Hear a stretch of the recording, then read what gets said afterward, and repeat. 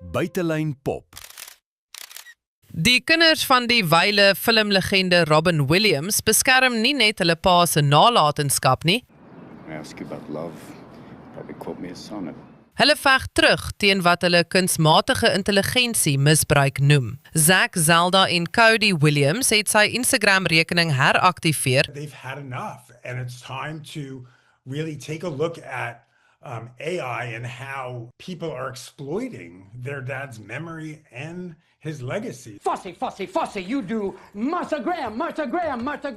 Die akteur se dogter Zelda het al voorheen teen kunsmatige intelligensie gegenereerde video's uitgevaar. Nou gebruik sy haar pa se Instagram om mense te herinner aan werklike oomblikke uit sy lewe.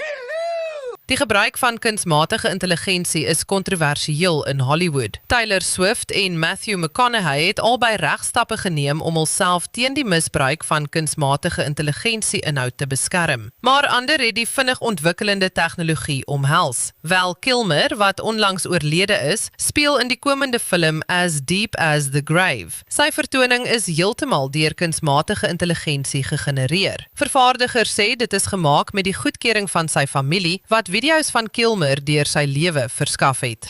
I think the top consideration is what is it being used for? And then of course there's money. You know, these AI companies have a lot of money. And I think also, what does using their likeness in an AI production after their death, how does it affect their legacy, their memory?